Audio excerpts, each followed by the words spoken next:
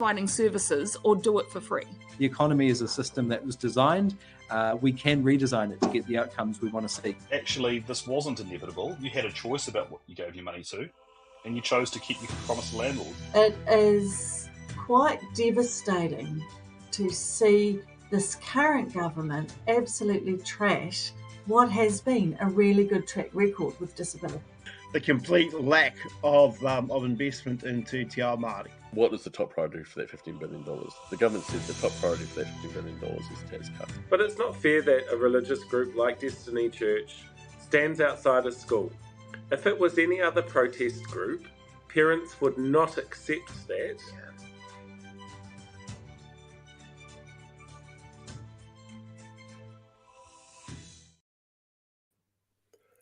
Good evening, everybody. Hello there. I'm glad to see that we've got a few people who've crawled out of the dark and decided to join us.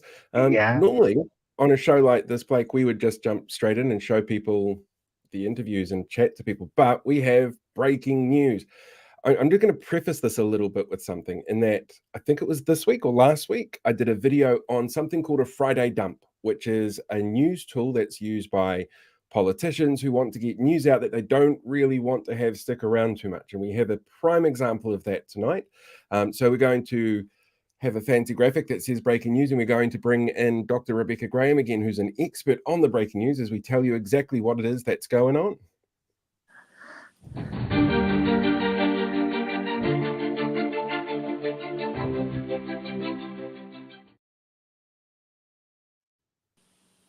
Right. Good evening, Doctor. How are you? I'm good, thank you. I'm glad it's Friday. It is Friday. Yeah, I keep forgetting that. It's out of it. Which one of you would like to tell us what this particular bit of breaking news is? Ladies first again. Thanks, Blake. Well, today, this afternoon, in my inbox at precisely 4:16, there was a letter, an open letter to all New Zealanders from the Honourable Louise Upston. And in that letter there we are, have it there in full, a response about disability issues and some of the concerns that have been raised over the last 2 weeks.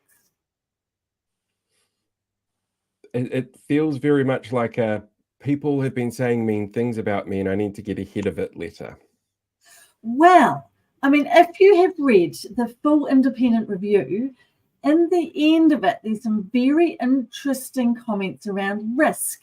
And those comments essentially say disabled people and their families are feeling super vulnerable and super twitchy. And so you need to be really gentle and really careful with your messaging. And I rather suspect that this is a gentle, careful messaging letter. One of the things I found most interesting about this was actually this line. The task force will be working with NASCs and providers to review the way contracts and services are entered into and how we can best prioritise those services to support better outcomes. This feels like doing to Whaikaha what Karen Chow is doing to Oranga Tamariki. Yes. It's very nicely worded, isn't it? It is. But yeah, it feels very much to me like just reading that line that in September or whenever it is that they start going through and making these changes, that we're going to see service providers dropped, like we have with Oranga Tamariki. We're going to see a quote-unquote prioritization of where the money goes. Yeah, it's a bit strange. It's a very strange thing, especially if it's an open letter trying to reassure people going out on a Friday night. Yes. There are a number of hooks in that independent review, which a lot of disabled people have picked up on very quickly. You know, there's a number of very capable, very intelligent disabled people, and they've read it and they've picked up there is going to be potential closure of residential services. There's going to be potential closure of respite services. There's going to be potential closure of smaller service providers. There's going to be potentially a massive winding down of EGL. And this letter to me is an attempt to gently reassure us in a very patronising way that it's all going to be fine. Nothing to see. Does anybody believe that? No. When in reality, the disability sector is getting smashed to pieces. I should have probably apologized to Kiwi Skirt. She thought this was good news. I just said it was breaking news. I'm sorry. The good news is that we have Dr. Rebekah Graham here, who is a massive expert in this field. She's so knowledgeable and so onto it, and she's the perfect person to talk to this. So I'm sorry, Kiwi Skirt. I really am. It's not good news. I don't think it's easy to get good news out of this government, to be honest. It doesn't seem to happen very often. Well, I mean, if you're a landlord, I think you've had quite a few good news, and definitely if you're in the tobacco industry. That's true. That's very true. One of the comments that we had come through actually from Clint on this one was it feels very much like there will be cuts, but we're not going to call them cuts. We're just going to call them reprioritizations. We're just going to readjust people's expectations because we're cutting the funding. I'm wondering, is that something that you both see in this? Yes. Like the residential side of it doesn't affect me because I had a backup plan to try and stay in my own home for as long as possible anyway. But if I were to change my mind, or if I had friends that to go residential, I now can't. You know, if they get cut back, they're screwed. You know, basically, this is not good at all. Not good. Yeah. It's interesting in this letter, you know, Louise goes to great pains, and she says it more than once, that there will be no immediate change to the services and support you receive. And yes, great, lovely, but that's actually entirely unsettling, because what it tells us is that there will be changes in the long term. There's no reassurance that actually we'll be able to retain flexibility. There's no reassurance that adequate respite and or residential care will be available, appropriately available as needed. Yes, she talks about increasing the budget, but there's no mention in terms of what that means in actual real life terms, because remembering last time I was here, I talked about how there's an increase in the number of people who need disability supports because we have an aging population. People are surviving events that otherwise they would not, and we have an increase in population. So that all increases the level of disability. There is nothing in there to say that disabled people will get the services they need.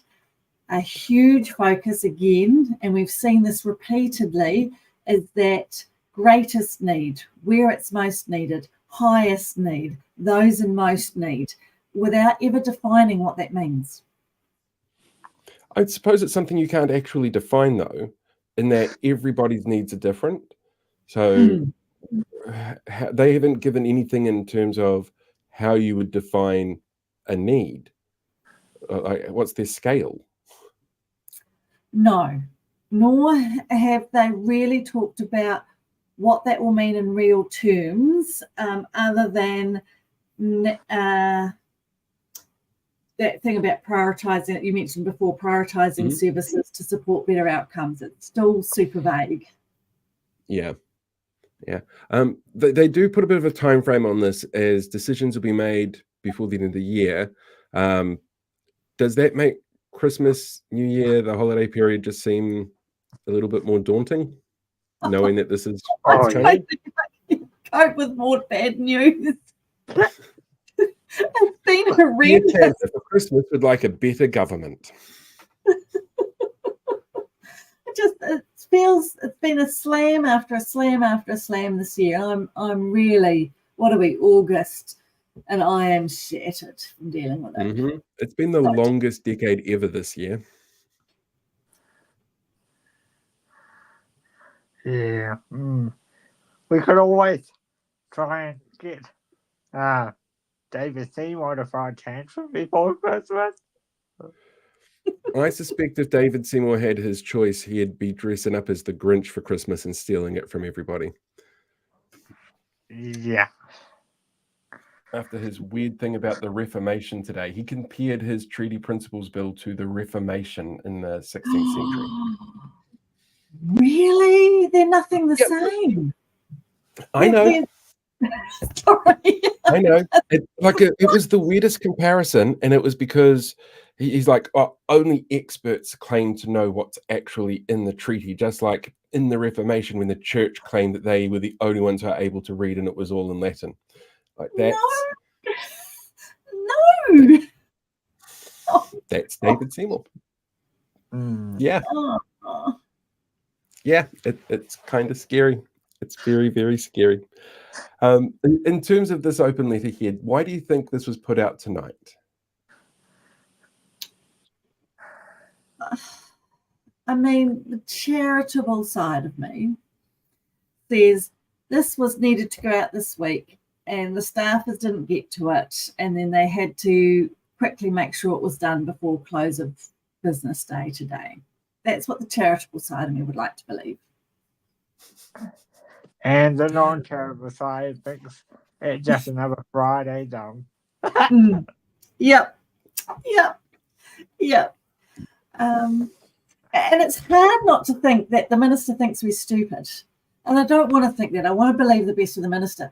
But, you know, Friday night dump, it's patronising, it's paternalistic. It tells me that she thinks that we are a bit slow in the head, that we really don't understand what she's doing, that we don't understand the intent, and that all we need is a little kindly reassurance, and somehow that will magically make it all okay.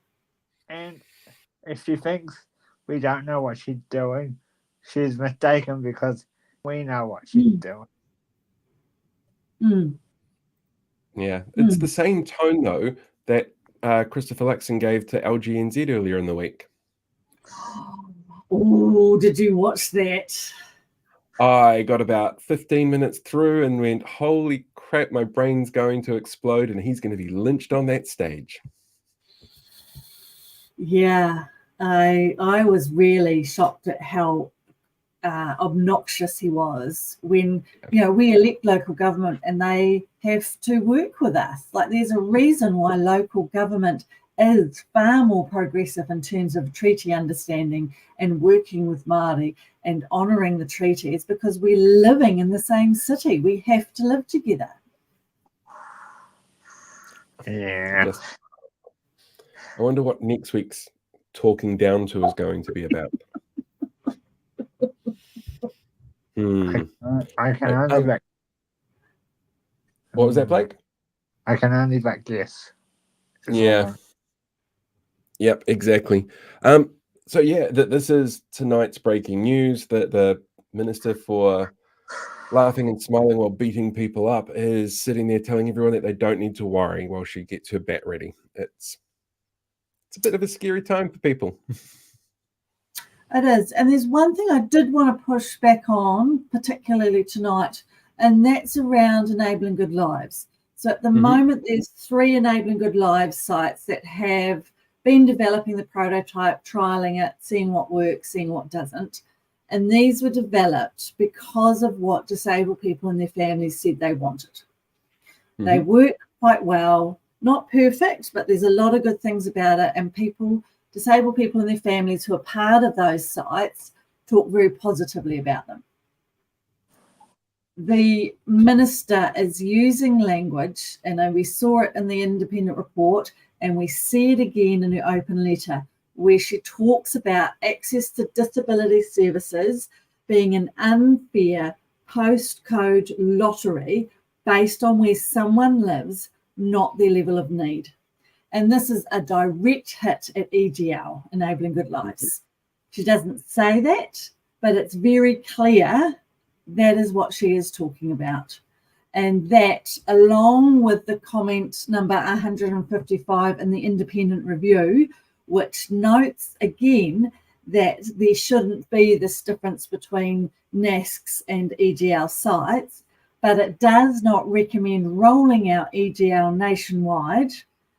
And then it sort of goes on to say the principles are fine, but they don't actually want to roll out disability support services or systems transformation. And in fact, this government has halted it, refused to fund it, and stopped any progress.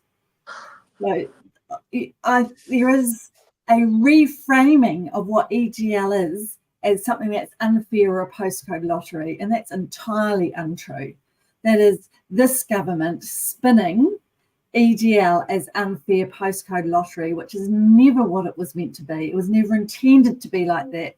It was intended to be a trial, to learn from, to improve on, and then roll out nationwide. Question for you, Blake, that's actually popped up in the chat. Better bring this one up. Josie would like to know, how do you feel about the changes? Well, just basically what I said.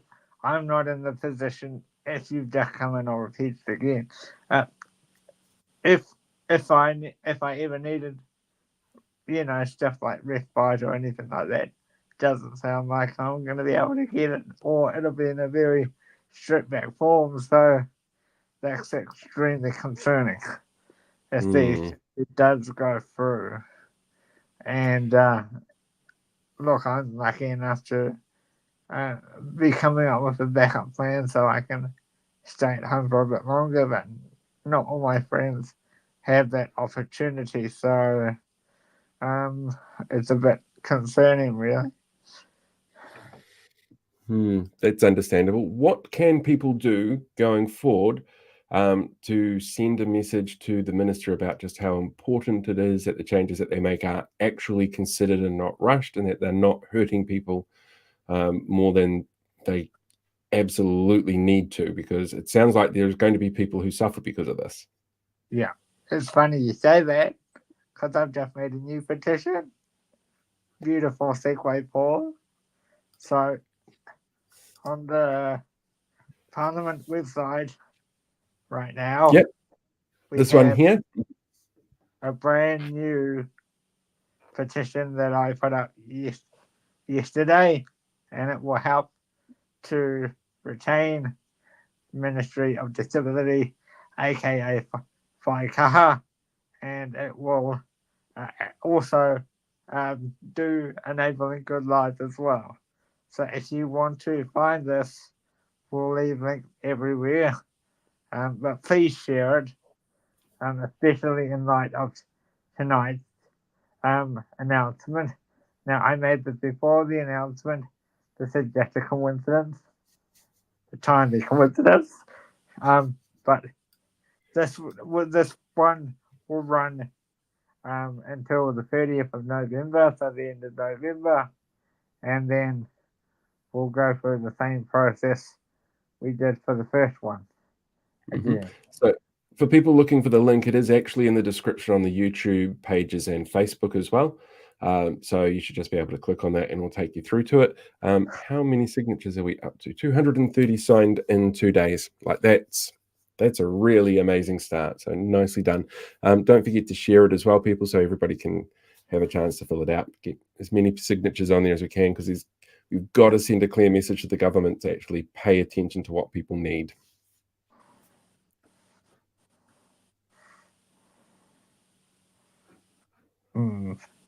Yeah, and we've got a super chat saying that they won't work. Well, people do have to try. Yeah, so this is a really interesting point, actually, because petitions, especially when you've got a government that is determined to steamroll things, a petition is still a really good way of showcasing to Parliament, to the rest of the public, exactly what the feeling is out there in the general population. So while the aim of the petition is certainly to try and get the government to rethink what they're doing, it's a really important thing to remember. It's a great PR tool to get people out there talking about something, to realize that there's more than 5 people out there who are really interested in something going on. So it's a bit of a PR exercise as much as it is trying to send a message to government itself. And a perfect example of one working just this week, it was Deborah Russell's domestic violence thing, even though it went done over 2 years, it got hold of all from the House. So these petitions can change the government's mind. Yes, not very often, but they can, and they can get full House support as well. So it's worth trying, even if you're out there watching at the moment and thinking, "Oh, do I do one? Do I not do one?" It's it's basically give it a go. You don't know until you try. Exactly. And Justice Stranger said the same thing. He's not saying don't try, or she's not saying don't try. I actually don't know the gender or if I'm using the right pronouns, so I apologize if that's the case. But the saying don't not try, it's just they don't feel that petitions work. But yeah, if you think of petitions as something bigger, as more of a PR exercise to get eyes on what the issue is, that's always a good tool to use. So, and I've just been corrected, they, them. I do apologize. I don't mean to misgender anybody. Definitely never my plan. Absolutely not. Dr. Graham, thank you very much for being here tonight. It's very much appreciated. Love your insights as usual.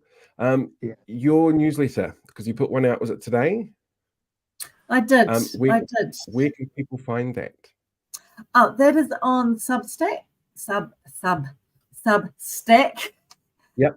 And you, I can either send you the link or you can look up substack.com and then I'm just under Dr. Bex. And you can find me there with an easy Google.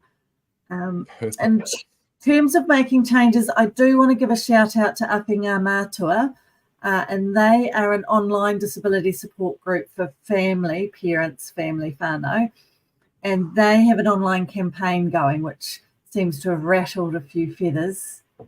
I've mixed my metaphors, ruffled a few feathers, rattled a few cages. Rattled a few cages, goodness me, it's Friday night. And again, there seems to be something about that pushback on petitions, social media, because it disrupts the narrative that this government's trying to give us, that everything is fine, nothing to see here, everyone's happy, it's okay. And we're saying it is absolutely not okay. We're really unhappy about it. And they can't pretend anymore. Mm-hmm. The voices of many. Indeed. Thank you for having me. It's been lovely to be on here. Thank you very much. Yeah. Thank you. Bye-bye. See, yeah, I think it's really important that people know that they can reach out and they should have their say. Absolutely get out there and have their say. It is one of those things that it's a democratic right, and we often see so much steamrolling happening with this government that people can forget about that. They can forget that that's something that they have the right to do. So, yeah, I say get out there and have your voice. Would you, now that we've done the big scary breaking news, want to introduce our first interview? I'll just say, just very briefly, thank you to Rebekah, if you do want this later, for coming on at such short notice. We literally did that within, I don't know, half an hour. So the joy of breaking news. Thank you very much. Okay, what one are we doing first? Let's do our panel discussion first. Okay, so this first panel is with Clint Smith and Ricardo Menendez, and I started, as you'll see, asking him about the Darlene Hunter situation. So here we go.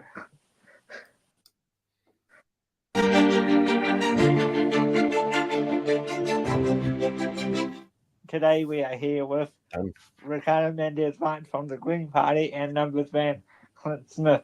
Welcome to the program.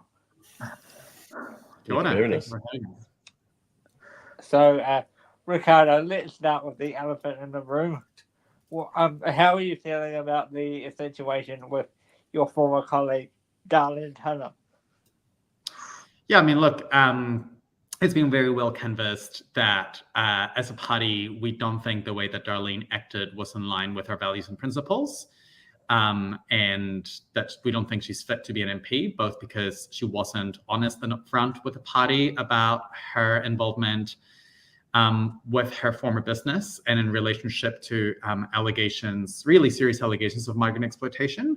So we're now just carrying a process with the party to basically explore whether our membership will back expelling her from Parliament altogether under the legislation we have available to us. She made claims that she will not leave unless forced to leave. So if your party did not choose to activate the walk and jump legislation on the 1st of September, that meeting, what are the next steps for the party? Yeah, look, we're taking it one step at a time, and I kind of don't want to explore hypotheticals because at the end of the day, part of what we're doing is going above and beyond what the legislation says we have to do. Like, we could try to use it right now if we wanted to, but we believe that actually our membership needs to give us the mandate.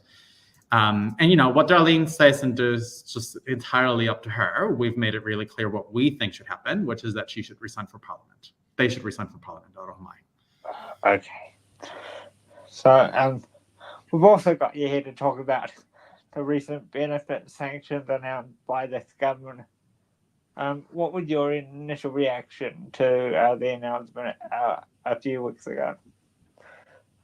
Yeah, look, I mean, the National Party has absolutely no regard to people living in poverty and receiving income support. And I think they're doing what they've done every time they've been in government, which is to throw beneficiaries off a cliff as soon as they get in.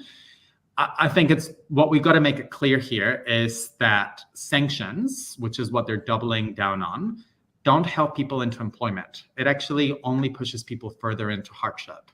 And what it will result in is more families struggling to pay their bills, getting into debt, going to food banks just to make ends meet. And so to me, it's really concerning because it'll result in more people struggling just so that they can claim that they've got people off the benefit. You know, I've worked with beneficiaries through most of my professional life and organized alongside many people on income support. And I've never seen anyone sanction who's told me, well, you know, thanks to having my income cut and being starved out, I now feel really motivated to find a job. Like, that's just not how it works in practice. And for you, Clint? Yeah, I mean, like Ricardo says, we know these sanctions don't work. If the goal was really to reduce the number of people on job seeker work ready, then you would focus on creating jobs. The number of people on you know, what we can call the dole rises when unemployment rises. And right now we have government policy that's designed to increase unemployment, and Reserve Bank policy doing that too. And we're turning around and blaming the people who are victims of those policies, and then, you know, implying that they're not trying to find work. You know, there's a real consistent, this goes across the whole breadth of the government's policy, that there's a real disrespect to the targets or the victims of these policies. You know, there's never any consultation. There's never any sort of intellectual honesty. You know, we're meant to sort of buy these hackneyed claims that we know aren't true, and that everyone by now knows that sanctions don't work and these things, but they're still putting out these hackneyed lines. And also, yeah, there's no depth to it. There's no sitting down and saying, okay, what's the actual problem here? How are we actually going to solve it? It's not about solving the problem at the end of the day. It's meme level politics, and it's just about going back to the old hackneyed lines that, look, they do scratch an itch for some voters. They, you know, they probably play well to the National Party base, but they don't actually make New Zealand a better place. And one more question for you before I hand over to Paul. So we asked our guests this last week, what was your reaction when you saw them smiling as they went into the room to make this beneficiary announcement and the subsequent disability announcement, if you want to comment on that as well?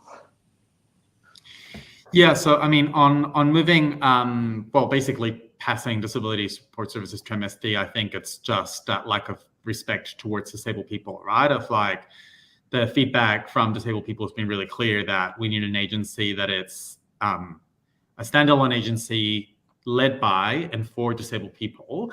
And MSD doesn't have the best track record of providing good services for disabled people. And we have to also make it really clear that at the end of the day, this is about cutting the initiatives that would have allowed disabled people to fully participate in their communities. And I think that's part of why we're really, really concerned. The other component, I guess, in relationship to the welfare stuff and connecting it to this is that we basically got a lot of disabled people who are still on the job seeker benefit. And because we've medicalized our income support system so much, we've got a lot of people who actually haven't been able to get to the supported living payment that doesn't have those obligations.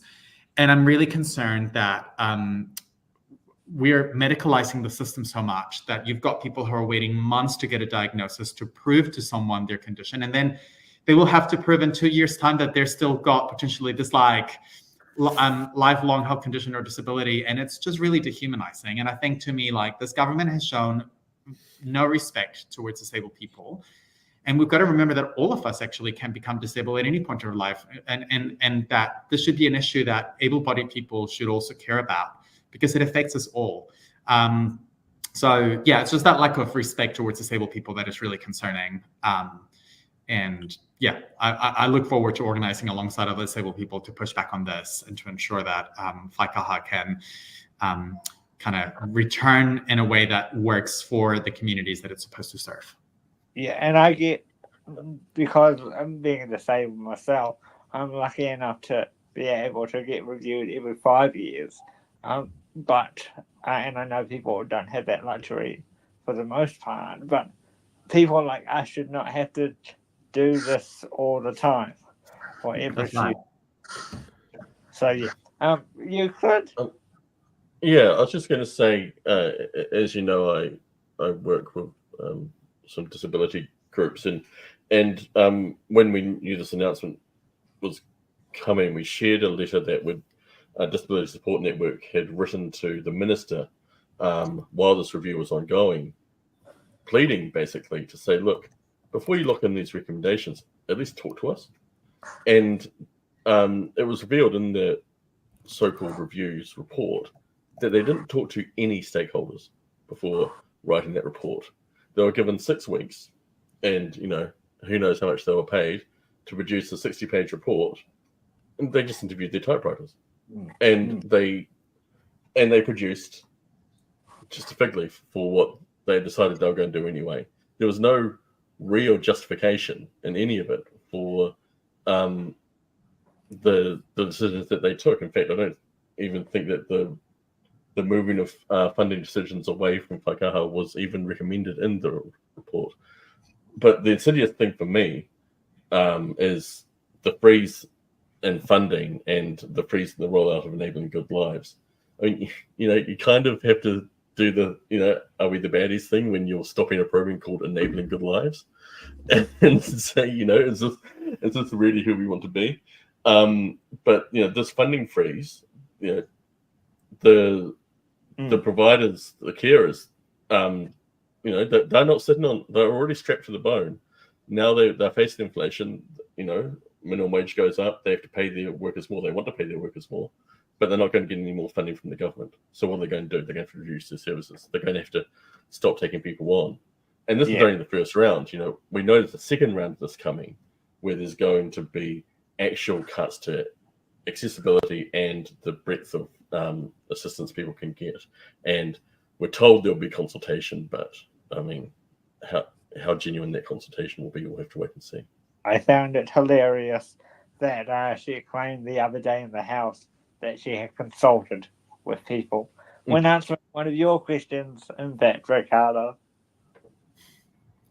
Well, the questions we've made on welfare just shows that I think to me it's that accepting that the minister doesn't care. I think there's this whole theater of kind of pretending that they care, but every time I've asked Louise Upston a question, it just to me confirms that she doesn't really care. We've tried to ask about what evidence she used to make these decisions.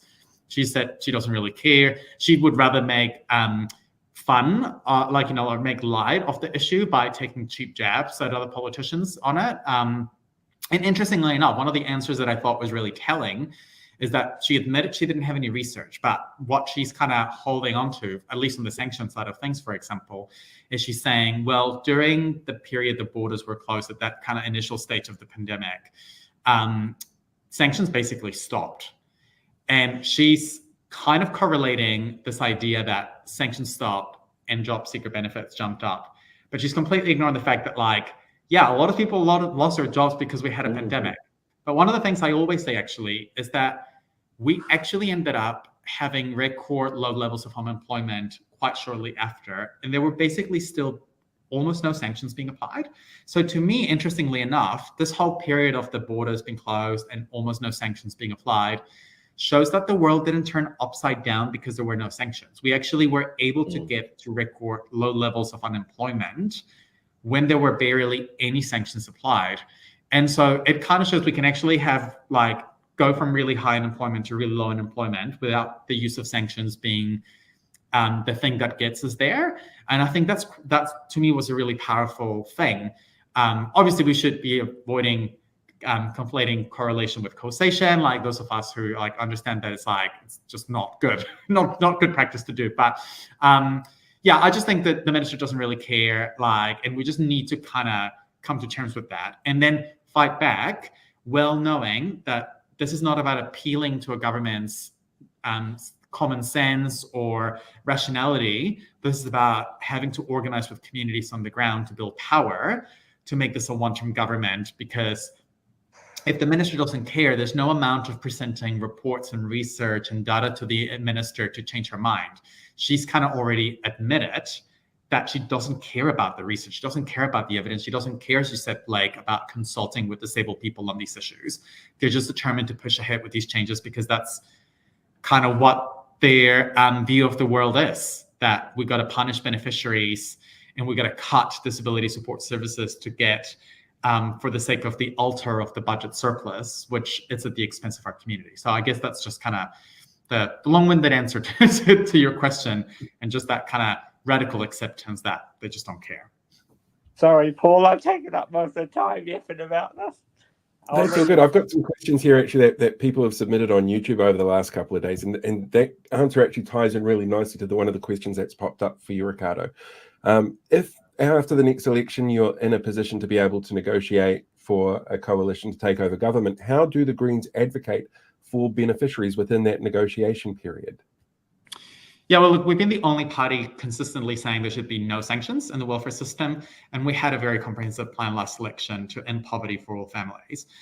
So for me, it's about making sure that it becomes a top priority to get a genuine welfare overhaul on the agenda to make sure that we get rid of all sanctions, that we lift benefits at least above the poverty line, and that we stop this horrible rule around if you get into a relationship, you could lose your benefit.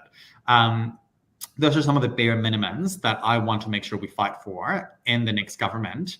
I think, to me, the lesson from previous kind of agreements with Labour is that we should not settle for things like, let's explore and commission a report on these things. The research is there. People know what we need. We just need to actually force the government to get on with the mahi of ending poverty, because it's a choice. Continuing to keep benefits below the poverty line is absolutely a choice. So we just need to make sure we have an agreement that reflects that. Clint, as somebody who sort of worked in both camps here with the Greens and Labour, how do you feel about those kind of hypothetical negotiations? Is there common ground there for people to work together on that you think is really important the public knows about, or best to just basically present what you have at the election and let the public decide?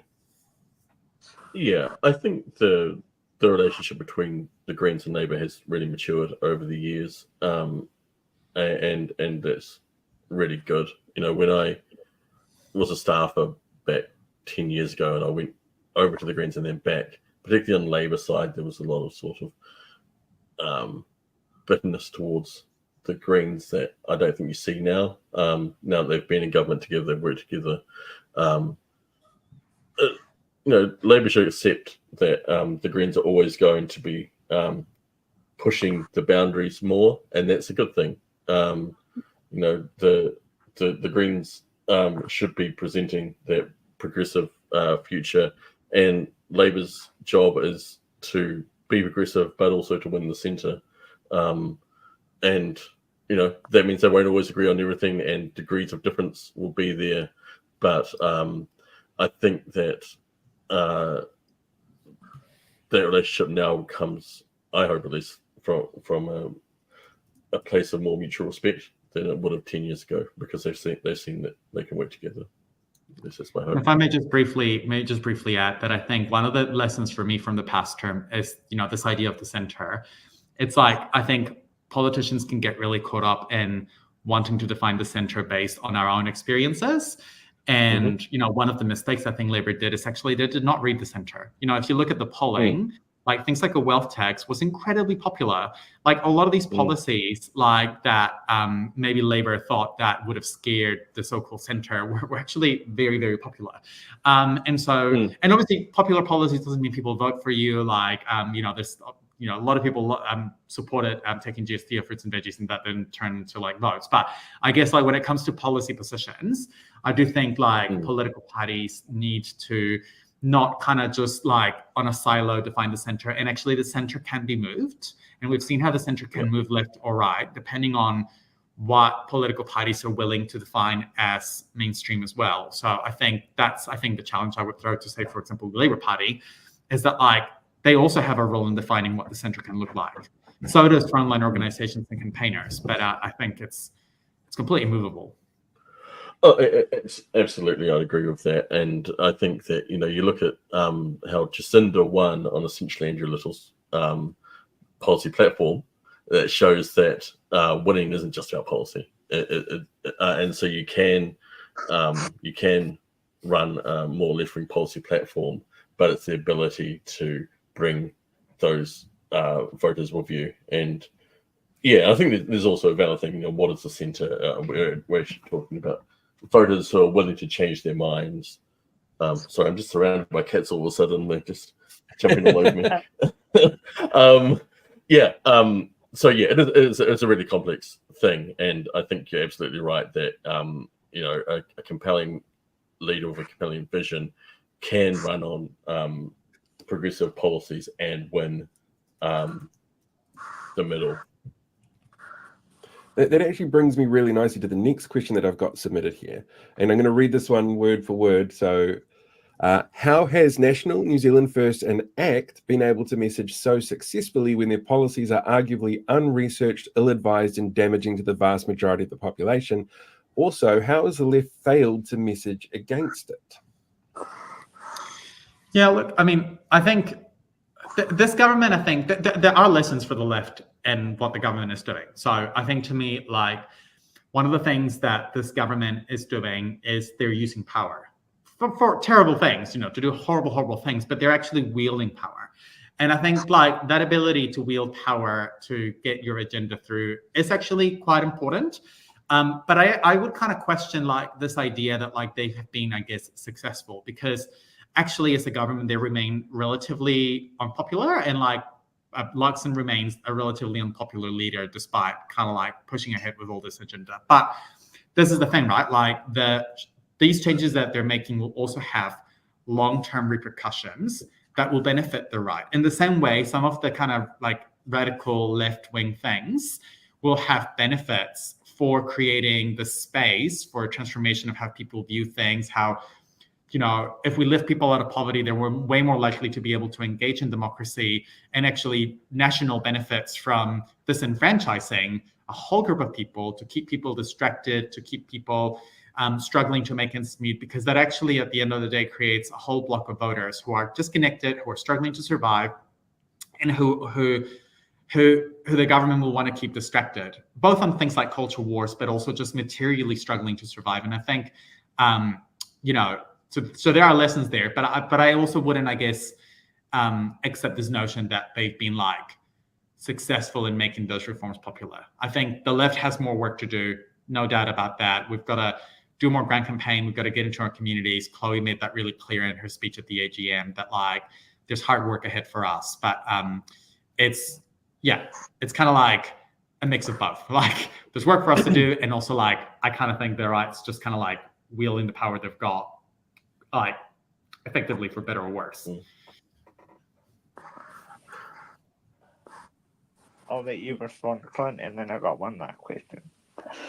If you've got any. Yeah, look, I'd say you look at the polls, and this isn't a hugely popular government. It isn't in the position that, say, the first term key government was at this point.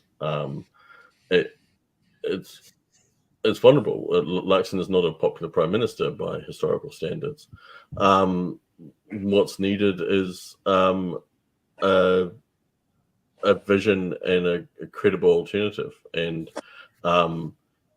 we this is a government I think could be out in one term if there's it has to be a Labour-led alternative that excites people. And right now, Labour's not in that space, and they need to be polling up into the 30s,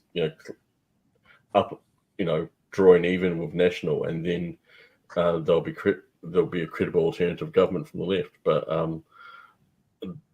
I think the change there will have to come from Labour. I think the Greens are doing an excellent job. Labour needs to reconstitute itself, lift its game, set a strategy, set a vision, and get back in the game. This final question is a two-parter, one part for both of you and one part for you, Ricardo.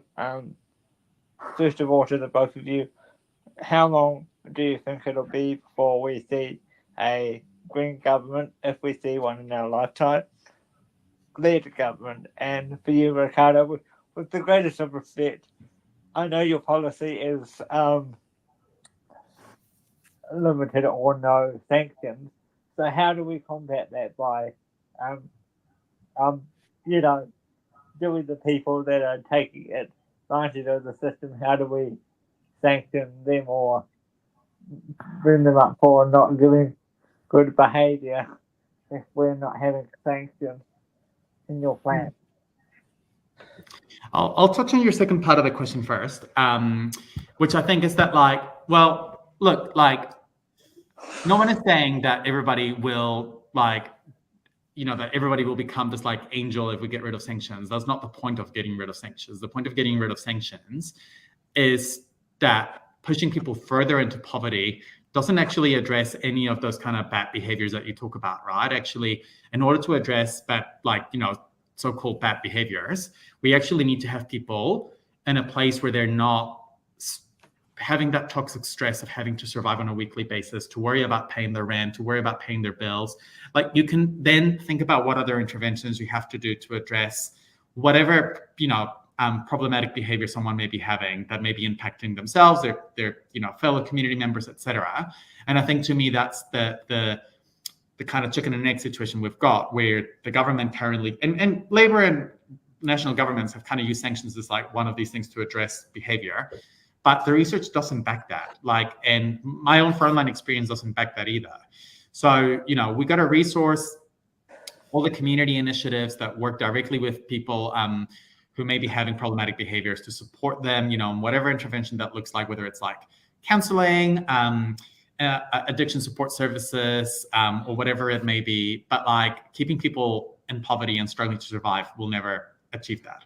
Now, to your first question, to be honest, I don't know. And it's up to us to work to make sure we get a green government.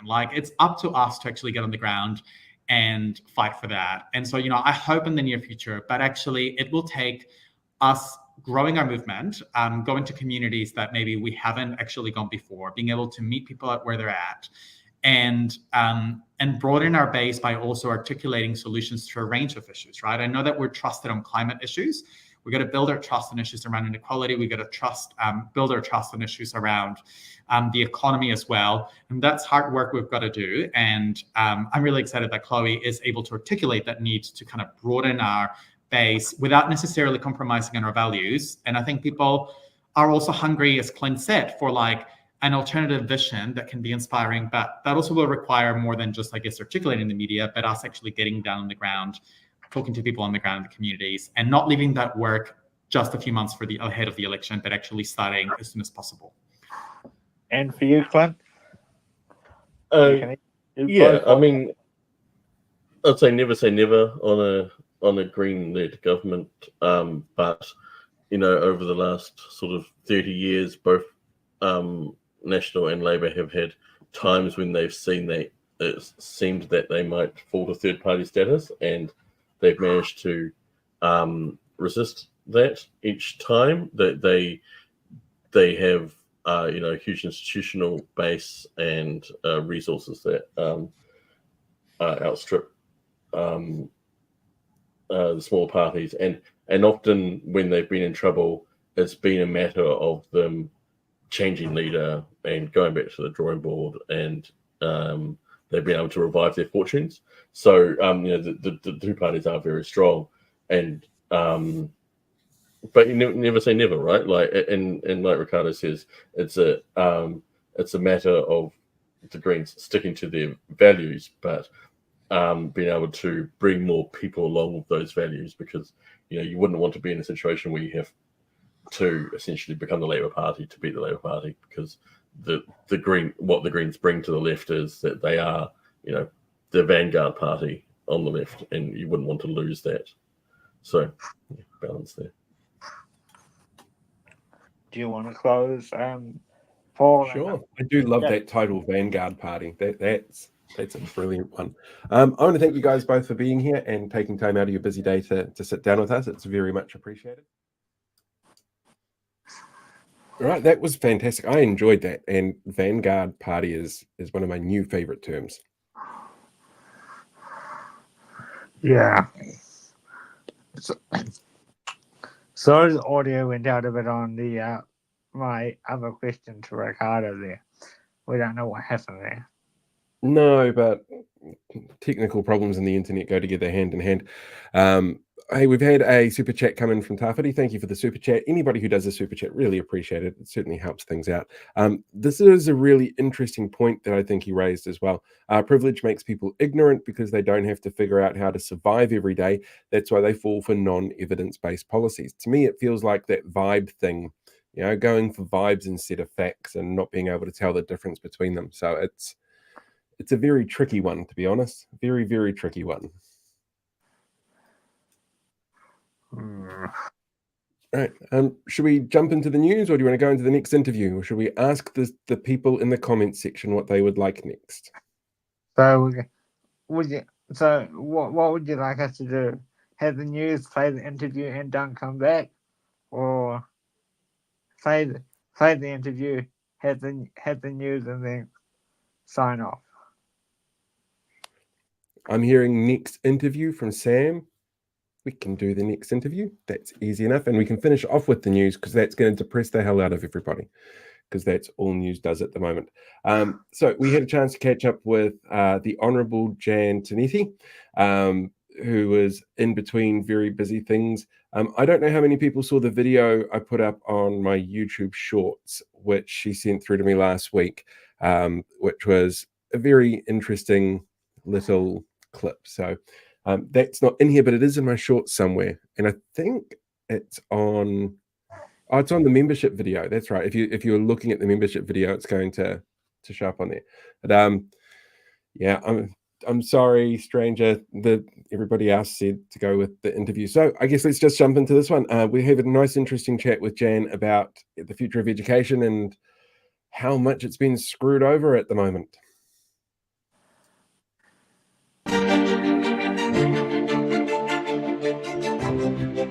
We've got Jan Tinetti, the Labour Party spokesperson for education. How are you going, Jan? I'm really good, and I'm so excited to be here. Yeah. Now, since I have both of you here, I'm going to correct you both on something that you do wrong, because I've noticed it pop up a couple of times. Jan, you sent me a really wonderful video not that long ago, and Blake, you start some of your videos the same way I do, but you both start off with, well, hello there. And there's no well in there. It's just straight up hello there. Yeah. I'll try to remember. Yeah, for next time. I fear that I may be a bit too old, though. Some of these things that people pick me up on, I fear that they're so ingrained because I've just been on this earth for far too long to change my ways. But I do try. I think it's one of those Mandela effect things that everybody kind of remembers that Star Wars quote is starting that way, and it doesn't always. But yeah, that's my one little bugbear. It's obviously a bugbear of yours, so I'll try not to do that. Just a little. But now everybody knows going forward, and I'm sure all the comments are going to start off with, well, hello there from now on. It'll be great fun. Hey, Jan, you've had a pretty interesting time of it recently when it comes to education and what's happening in government at the moment. We're seeing the return again of charter schools. We're seeing changes to things like the maths curriculum being brought forward based on erroneous data that the government is using to try and justify their changes. I'm kind of curious, what is sort of the big, scary, overarching feeling for you at the moment about these changes? What's your fear of the outcome of these changes? There's so much that I'm fearful of in the education space at the moment. It is, in essence, it's taking us backwards rather than forward. We've got really big issues that are hitting us as a country, as a globe at the moment, and this is taking us back to the 1950s, but there's also this very hidden agenda that I see as well around privatisation of the education system and control over the education system. You know, with the charter schools, for example, that is the biggest threat to a quality public education system. If we're talking quality public education, which has always been my number one goal in education, charter schools is the polar opposite of that. And charter schools will take us into a really dark place in education.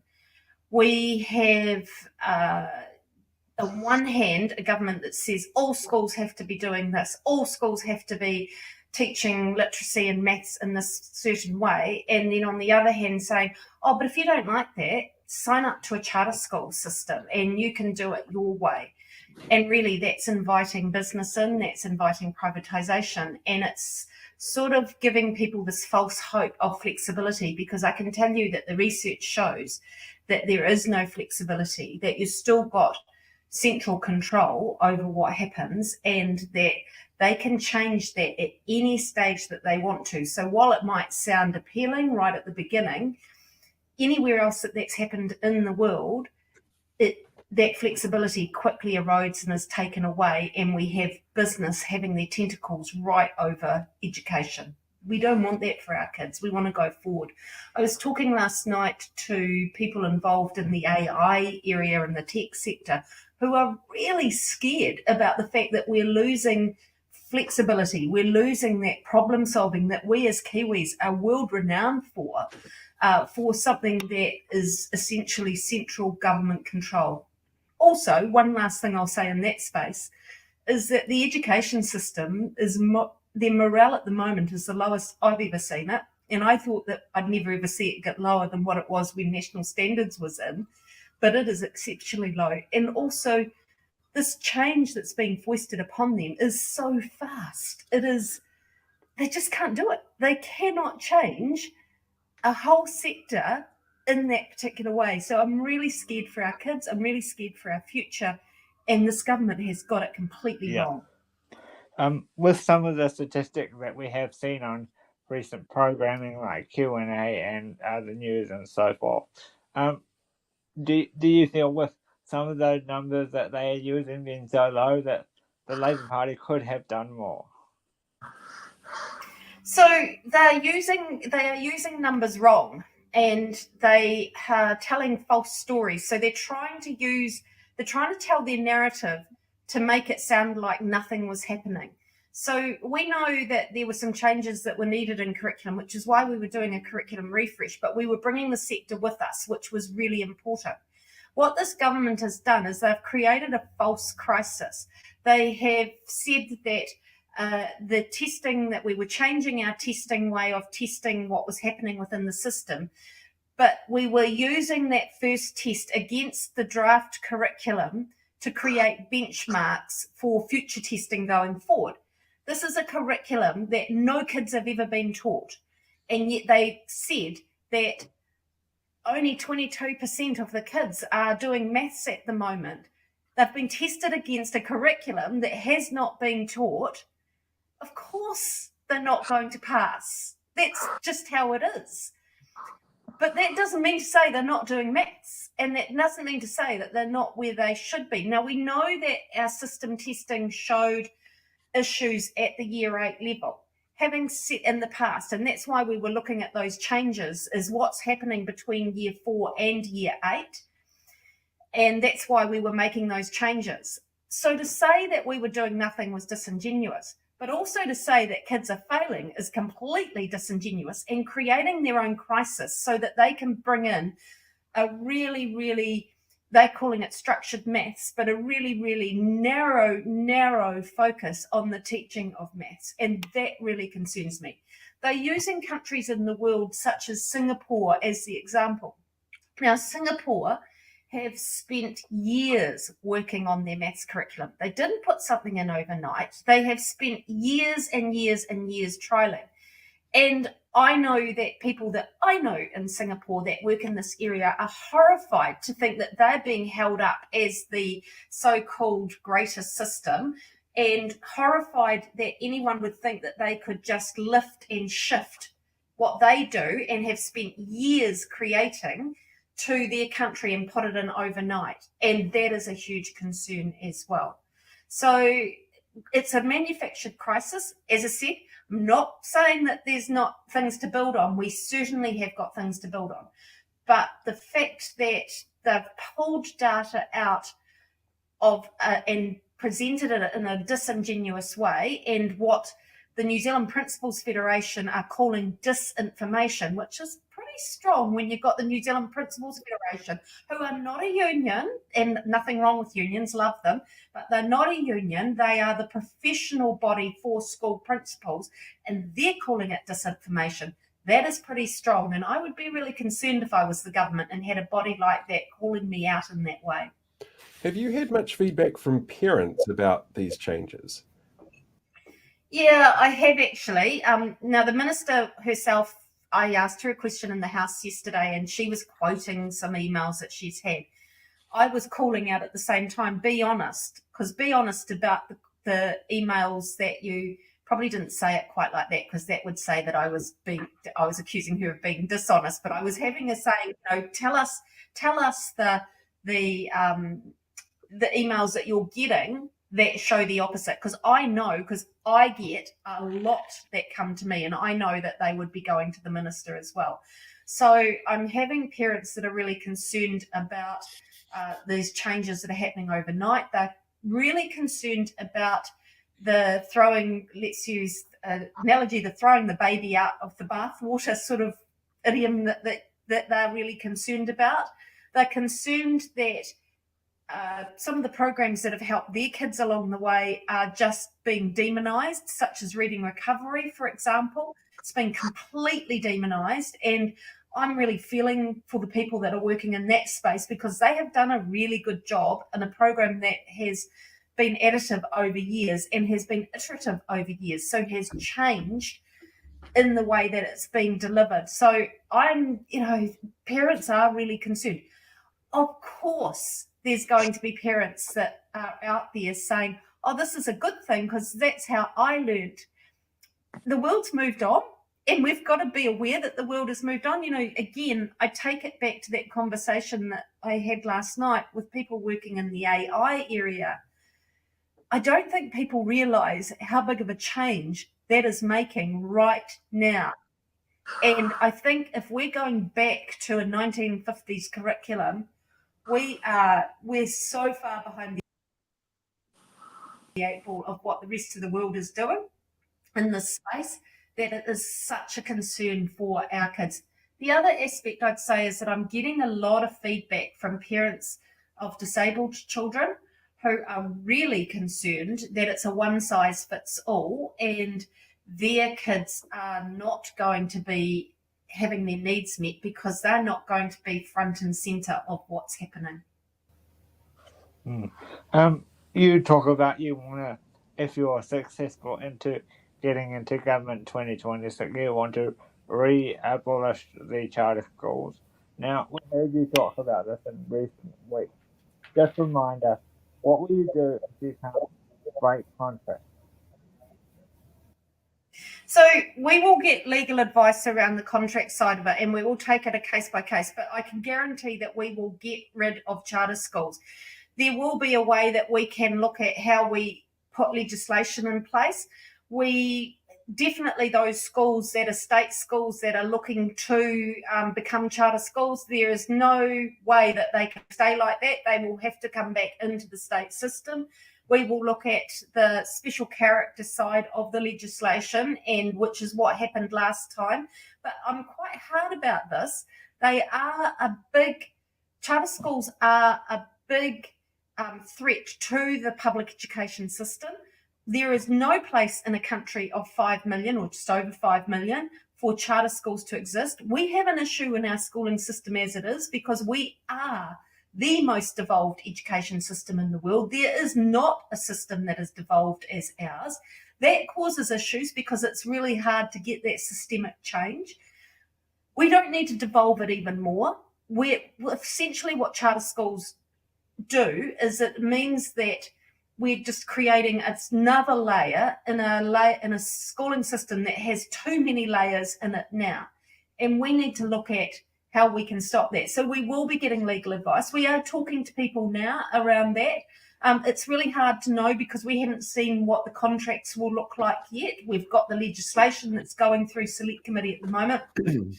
Certainly I'm working through that. I can't talk a lot about that because all of that stuff is within select committee, so I can't talk about what I'm seeing. But that's giving us a way forward around how we stop this. This is my number one goal that I am working on. Everything in education interlinks, but charter schools will be the biggest threat to anything else progressing in this country. If it's going through select committee at the moment,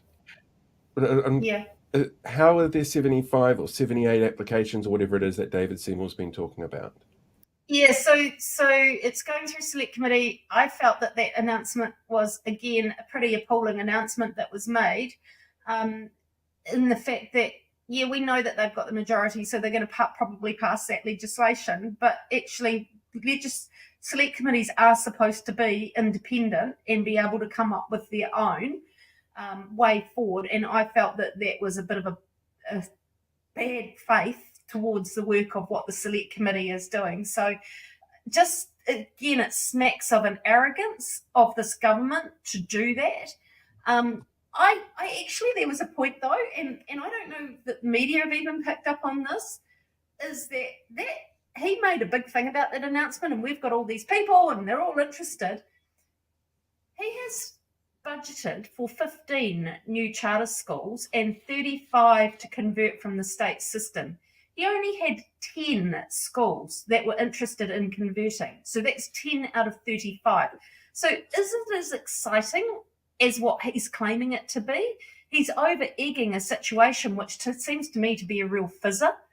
I'm disappointed that there's 10, but I'm also excited that there's 10 because it's not 35 and it's not going to take hold.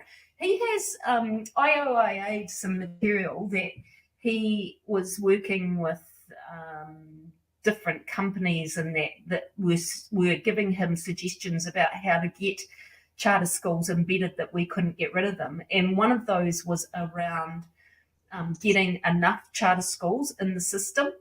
He wanted way more. He wanted way more than the 50 that he's been given the budget for. He wanted hundreds of them. He's not getting hundreds, even 75. He is not getting hundreds. This is not a big uptake as to what he's claiming it to be. So, it's something that this country, I believe, understands that how bad this can be for the system and that we don't want to create a system that diversifies more. But can I just make this point? We know that there are young people in the system currently who the system is not serving well. But we were doing work around an alternative pathway for those kids. Now, at the moment, we call it alternative education. Hate that term because it makes it sound like kids have failed in the education system. And I don't want any kid feeling like they have failed within the system. So we were doing that work, and that's another part of the work that I'm currently working on, is what can we do that's within the system, that will work within the system and work for local schools, so that no kid feels that they're isolated from the system, that our neurodiverse kids feel that they are being catered for, that our disabled kids feel they're being catered for, that our kids that have trauma in their lives feel that they're catered for. We can do it. You know, it's not just a dream, we can do it. The other part of that is that I understand when Māori are very attracted to the charter school model because the education system has let them down. They are at the bottom of a lot of statistics. But I actually think all you're doing is getting another state-created system that is not by Māori for Māori system. So what I believe is that we had a Waitangi Tribunal decision that was made a couple of weeks ago that said Māori, we lost the opportunity, and we were wrong in losing the opportunity in the Tomorrow Schools Review for Māori to create their own system. We have a world-renowned education, Indigenous education system now, but that doesn't mean to say that we can't do better.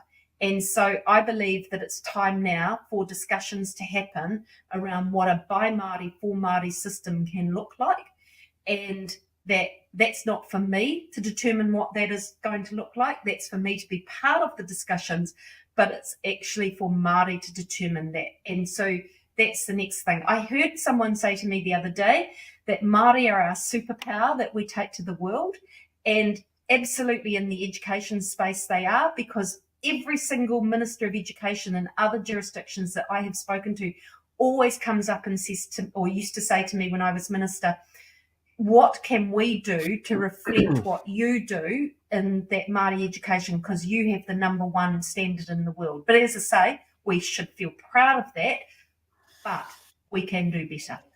2 final questions from me. So, a bit of a funny one actually. How do you feel about us seeing David Seymour more than Erica Stanford when it comes to education announcements? Well, I think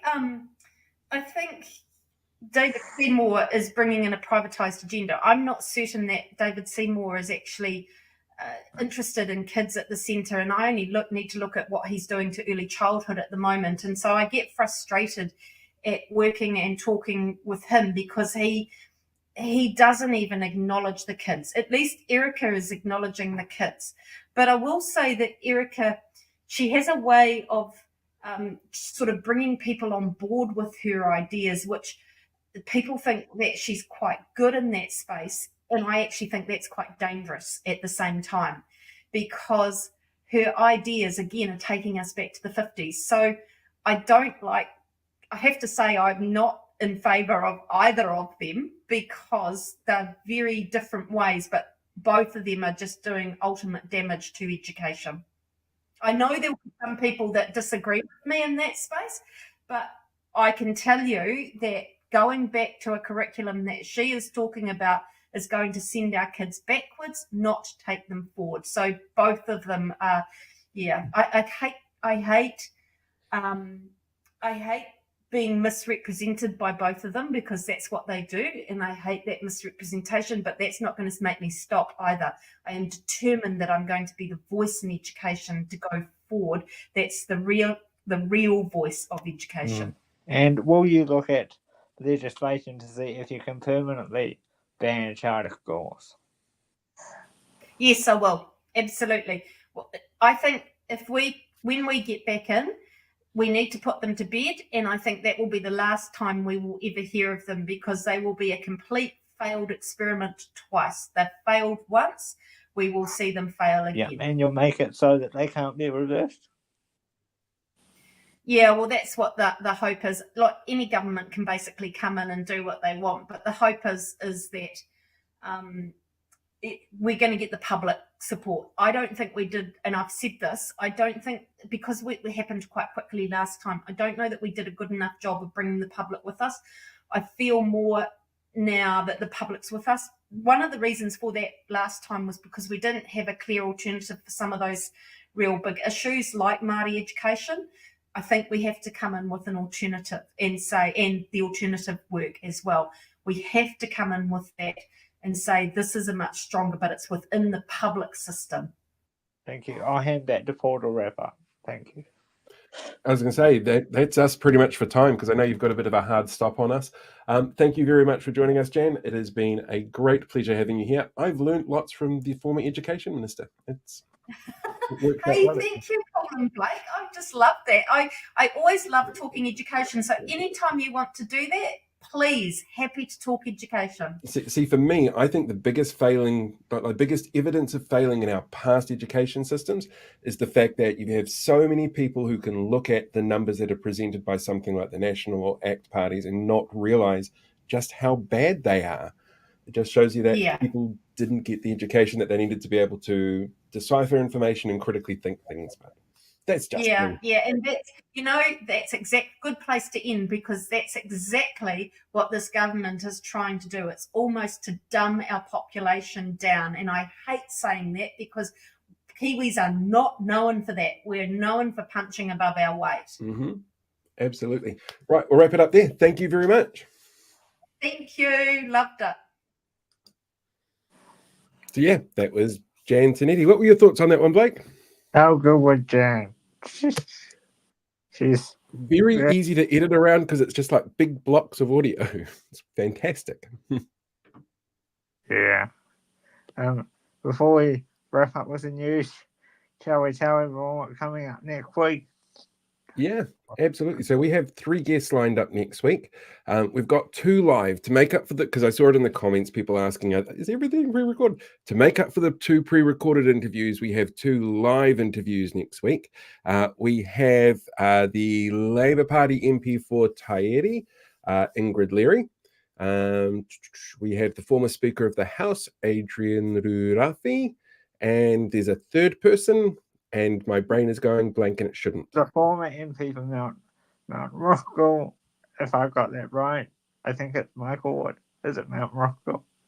I think it is Mount Roskill. Yeah. So yeah, Michael Wood, Adrian Rurafi, and Ingrid Leary next week. So if people have questions for them, leave them in the comment section. Jump over to the community section on Facebook if you're on there, and feel free to post comments and let us know what you want to hear from them. I would recommend putting them in the community tab just in case they have to change their schedules at the last minute. They are supposed to be live, but that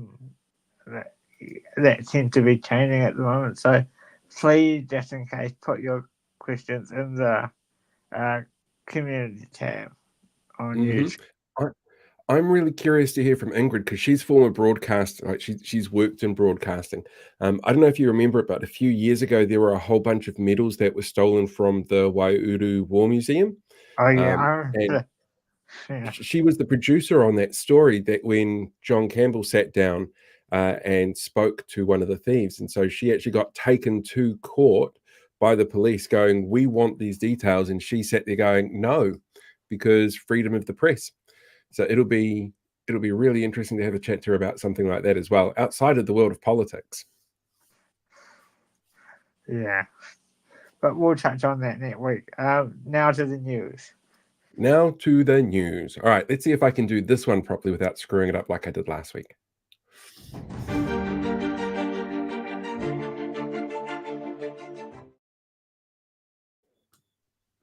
It's such a short little thing.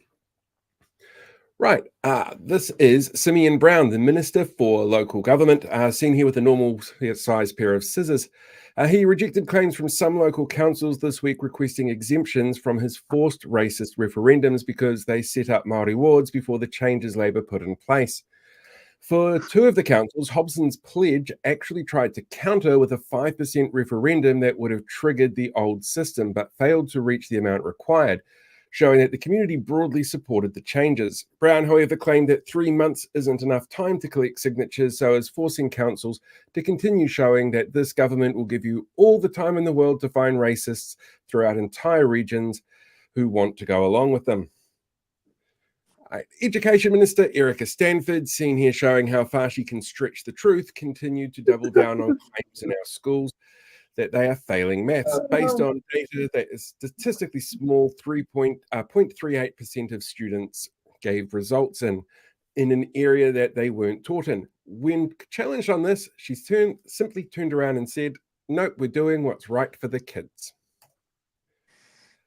On Wednesday, Associate Housing Minister Tama Pōtaka, seen here showing how many social houses this government is planning to build this term, was quoted as saying, "I'm not worried that some are homeless," when asked about inconsistent numbers released by this government that indicate children were made homeless recently by their policy around emergency housing. When grilled further, he said his focus was on the housing crisis and the new child catcher team will take care of those pesky homeless kids.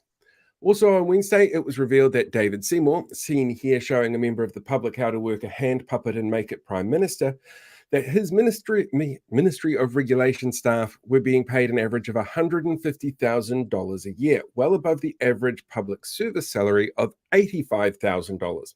Coincidentally, on Wednesday, it was also revealed the police were culling 170 roles to save $55 million, which apparently is wasteful spending, but a Ministry of Regulation with 90 staff on an average salary of $150,000 isn't.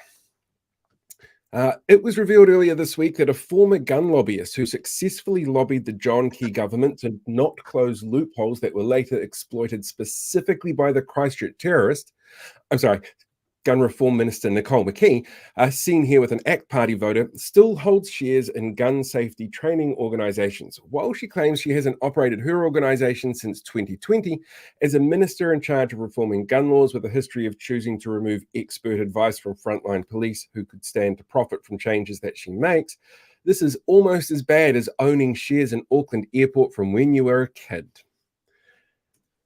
On Wednesday, Prime Minister Christopher Luxon, seen here watching Tama Pōtaka's child catcher at work, told local government representatives to stop focusing on frivolous nice-to-haves and to get back to core infrastructure.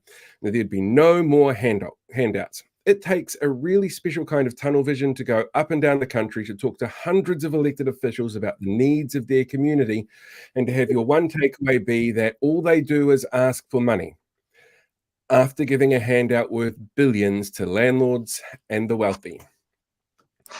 In Queenstown, nearly 30 pride flags were stolen from street displays for their upcoming Pride Festival celebration. Organisers point out that this looks like a premeditated act, and actually this afternoon, after I've done all the slides up, they have released images of the people who have done this, which you can find on major news outlets at the moment. By doing this, though, the thieves have ensured that even more people know about the Pride Festival, so well done, thieves, you rammed this down your throat. And it just went to go and show again during comment sections exactly how they don't understand what irony is in the Deep South. And finally, this week, Kaipara Mayor Craig Jepson, seen here standing by himself, got really, really close to getting the point in a column that he published on the New Zealand CPR website, where he pointed out the only Māori representative elected this term was the Māori Ward Councillor, but there were more last term. Not quite realising that part of the reasoning behind a dedicated Māori voices on council is to ensure that there are Māori voices on council all the time, no matter which way voters choose to vote. Now, if you want to track this down, you can actually find it on the NZCPR website. Please make sure to sanitise your eyes before and after you go and check out any of the racist drivel that they've got. It's actually directly under a report just released by Dr. Muriel Newman, where she points out that Māori wards are there just so that leftist governments can get what they want, because Māori are nothing but activists who are trying to make sure that the whole country is at each other's throats, especially those terrible elite Māori who are trying to ruin the country. And I really wish that was a joke, but that's pretty much what her whole rant was. So yeah, that's it for the news this week. I will promise to try and get something a little bit more happy next time, bit more positivity for the news next time. And I promise by the end of the season, I will try and do the segment without laughing. Fair enough. If I make people laugh, then I'm very happy. I think we're done and dusted for the night. Don't forget, if you haven't yet, you can go and check out that petition. It's in the description below.